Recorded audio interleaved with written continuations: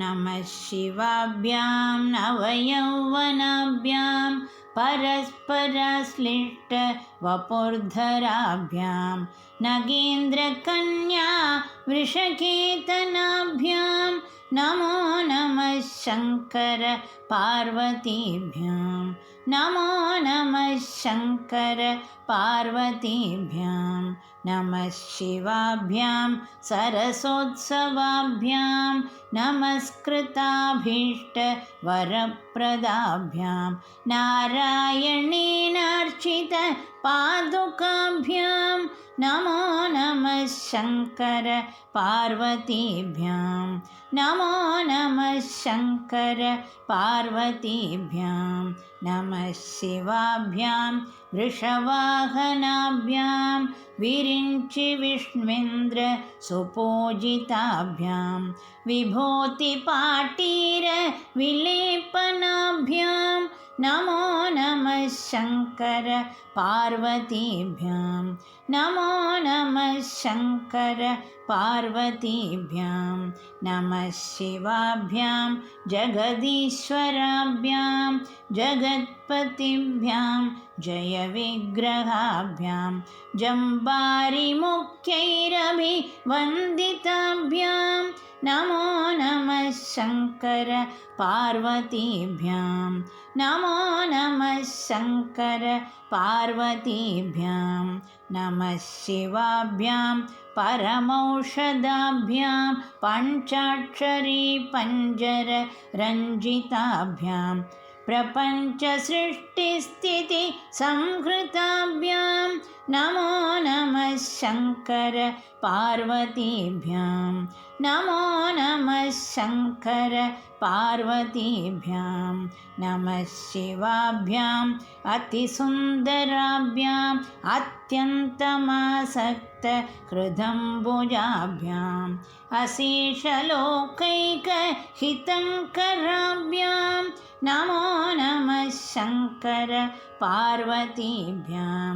नमो नमः शङ्कर पार्वतीभ्यां नमः शिवाभ्यां कलिनाशनाभ्यां कङ्कालकल्याणवपुर्धराभ्यां कैलासशैलस्थितदेवताभ्यां नमो नमः शङ्कर पार्वतीभ्यां नमो नमः शङ्कर पार्वतीभ्यां नमः शिवाभ्याम् अशुभापहाभ्याम् अशेषलोकैकविशेषिताभ्याम् अकुण्ठिताभ्यां स्मृतिसम्भृताभ्यां नमो नमः शङ्कर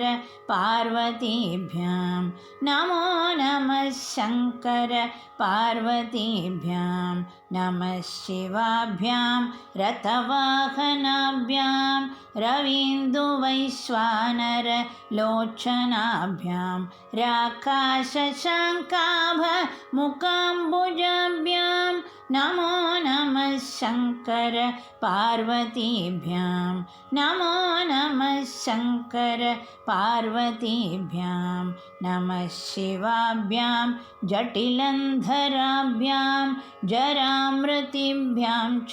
विवर्जिताभ्यां जनार्दनाब्जोद्भव पूजिताभ्यां नमो नमः शङ्कर पार्वतीभ्यां नमो नमः शङ्कर पार्वतीभ्यां नमः शिवाभ्यां विषमेक्षणाभ्यां बिल्वच्छदामल्लिकदामभृद्भ्यां शोभावती शान्तवतीश्वराभ्यां नमो नमः शङ्कर पार्वतीभ्यां नमो नमः शङ्कर पार्वतीभ्यां नमः शिवाभ्यां पशुपालकाभ्यां जगत्त्रयीरक्षणबद्धहृद्भ्यां समस्तदेवासुरपूजिताभ्यां नमो नमः नमः शङ्कर पार्वतीभ्यां नमो नमः शङ्कर पार्वतीभ्यां स्तोत्रं त्रिसन्ध्यं शिवपार्वतीभ्यां भक्त्या पठेद् द्वादशकं नरो यः स सर्वसौभाग्यफलानि भुङ्क्ते शतायुरान्ते शिवलोकमेति शतायुरान्ते शिवलोकमेति इति श्रीमच्छङ्कराचार्यकृतं श्री उमामहेश्वरस्तोत्रं सम्पूर्णम्।